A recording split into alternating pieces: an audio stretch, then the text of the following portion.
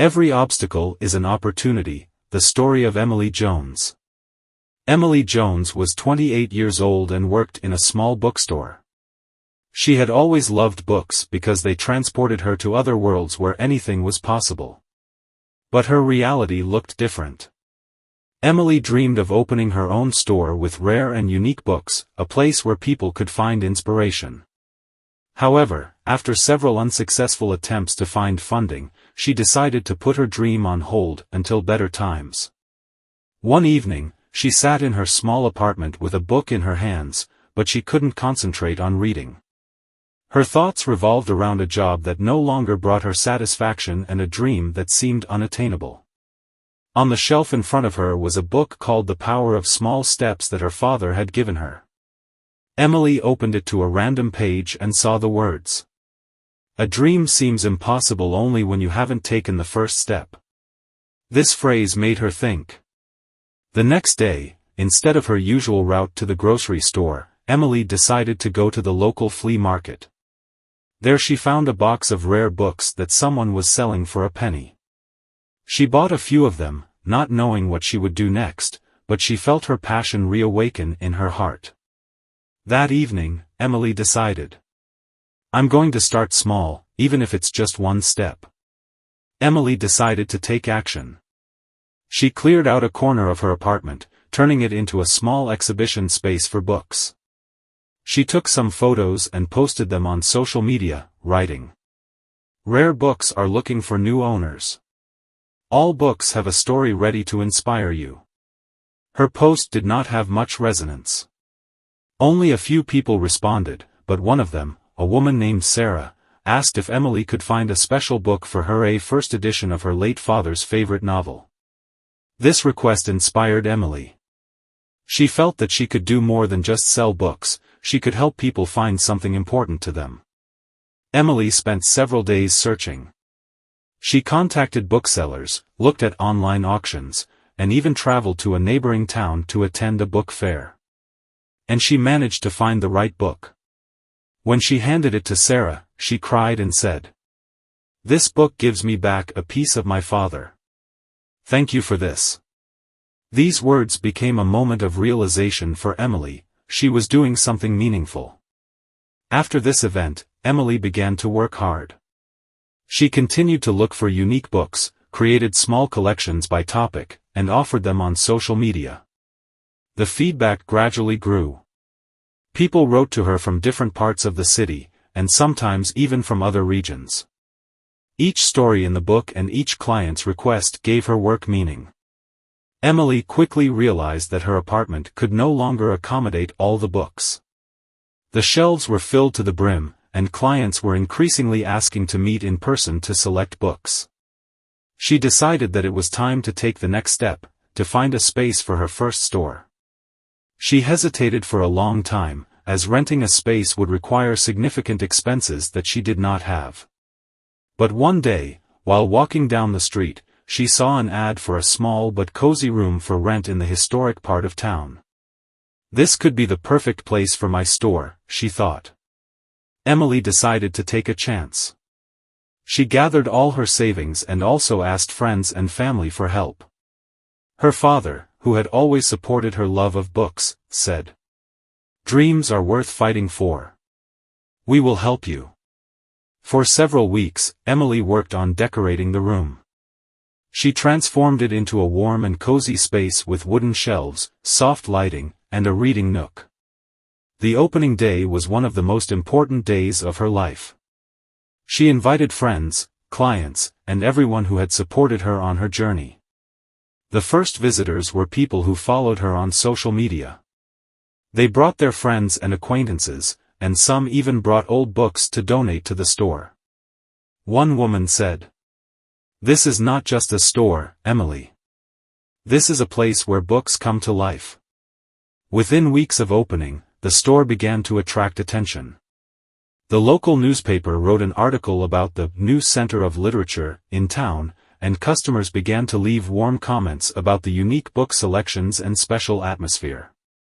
Emily finally felt she was moving in the right direction. Even though the store gained popularity, Emily quickly realized that running a business is not just about books. It's about financial management, marketing, customer service, and much more. One of the biggest challenges was that she had a very limited budget. She couldn't afford to hire employees, so she did almost all the work herself, taking orders, organizing deliveries, working in the store, and even responding to social media messages. One of her suppliers delayed an important shipment of books, which meant that several customers did not receive their orders on time.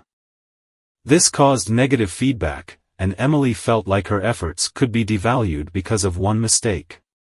She didn't know how to solve the problem. But instead of giving up, she decided to personally contact each customer, explain the situation, and offer a small discount or gift as an apology. Customers appreciated her honesty and care, and some even left positive feedback. Emily always finds a way to do something special for her customers. This experience was an important lesson for Emily. She started working on improving her logistics and building sustainable relationships with her suppliers. She also decided to invest time in her education by taking online business and marketing courses. One day she read a favorite phrase: "Mistakes are stepping stones to success." These words became her motivation to move forward.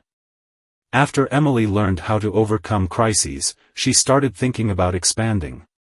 One idea came unexpectedly when a local writer visited the store. She said, "Emily, your store is not just a place for books, it is a center for people who love them. Why don't you organize a literary evening?" Emily thought about it. The idea sounded interesting, but she was afraid that no one would come to such an event. Despite her doubts, she decided to give it a try. Emily announced on social media that her store would host a meeting with a writer who would share her story and read excerpts from her new book. To her surprise, the event was packed. People not only listened to the author, but also bought books, which were then signed. One woman said, "I have not felt such an atmosphere for a long time. Thank you for creating this place." The success of the event inspired Emily to create regular events. She started hosting meetings with writers, writing workshops, and even children's readings on weekends. Thanks to these events, Emily's store became popular not only among book lovers but also among creative people. This attracted a new audience and increased the number of customers. Emily realized that her dream was growing into something more than just a store. It became a place where people found inspiration, ideas, and new friends. Emily's shop quickly became popular with the locals, but her ambitions went further. One day she received an invitation to participate in a book festival in a neighboring town. It was an opportunity to introduce her store to a larger audience and attract new customers. Emily decided not to just participate, but to do something special. She prepared a unique collection of rare books and created a booth that reflected the atmosphere of her store: cozy, creative, and loving books. When the festival started, her stand attracted the attention of many people. Visitors came up to her, asked about her books, and even left her contacts to order certain titles. During the festival, a representative of a large interior design company approached her. He said, "Your books have style and character. We would like to order a collection to decorate our new coffee shops." This was Emily's first major contract. The order brought not only income but also even more inspiration to continue. The festival was a turning point in Emily's life. Her story appeared in the local news, and a popular literary blog wrote an article about her shop. The number of visitors to the store increased, and orders began to come in from other cities. Emily felt that her dream was becoming a reality and decided to go even further. After her success at the festival, Emily realized that her store could become more than just a place to sell books. She began to think about opening a second location in a neighboring town where her work had already gained popularity. However, expansion required significant investment and effort. Emily decided to reach out to her customers and community, who had supported her from the beginning. She launched a crowdfunding campaign to share her story and plans for the future. The campaign sparked a wave of support. People who loved her store began to actively donate, share her project on social media, and leave warm comments. One customer wrote, "Your store has changed my life. I am happy to be a part of your next step."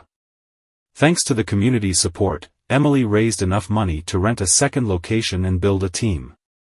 The second store opened a few months later. It was bigger, more modern, and became a real cultural center for the town. Emily organized lectures, book launches, and even small literary festivals there. It was another big step toward realizing her dream. Expanding the business brought not only successes but also new challenges. The two stores required constant attention, and the team Emily had hired was not yet fully prepared to work independently. One day, she received a complaint from a customer. "I came to your new store, but the books I was looking for were out of stock, and the employee couldn't help me." This was painful to hear, because Emily has always strived to provide the best service possible. She realized that a new approach to business management was needed. Emily decided to organize trainings for her team. She shared her vision. "Our stores are not just a place to sell books. It is a space where every customer should feel important and special." She also implemented an inventory control system to avoid problems with books being out of stock and assigned responsibilities so that each employee could work efficiently. A few months of work paid off. Customers began to leave positive feedback again, and the team began to work together smoothly. Emily felt that the business was gaining new stability. She realized an important lesson: success depends not only on a dream, but also on the ability to adapt to challenges. After the stores stabilized, Emily began to think about how to reach the next level. She dreamed not only of local success, but also of making her project known beyond her hometown and even the country. One day, a representative of an international publishing house approached her with an offer. They wanted to create a special collection of books decorated in the style of her stores. "Your stores have become a symbol of warmth and inspiration for many people.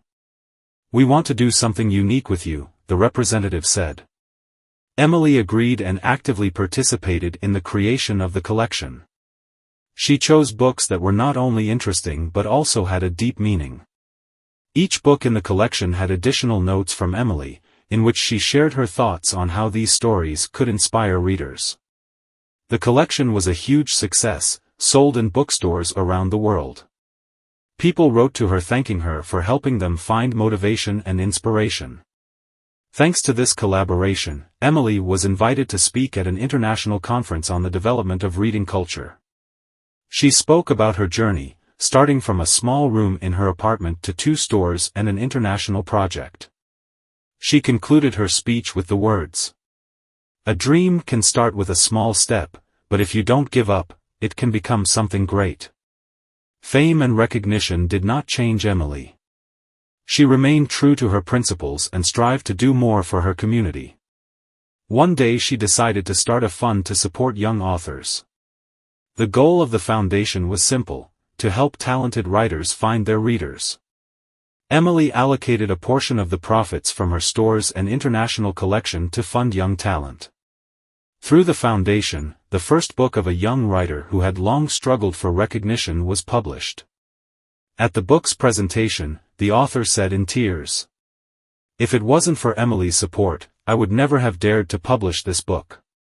She helped me believe in myself." These words became Emily's greatest reward. A few years later, Emily's story was featured in a documentary about people who changed the world with their ideas. In it, she shared her main lesson: never be afraid to start small. Every step, even the smallest, can lead you to great success. And always remember, your dream is not only about you, but also about those you can inspire. Emily Jones' story is a reminder that there is always time to change your life. Share this story with your friends and subscribe to Rise and Inspire for more stories that inspire you to take action and believe in yourself.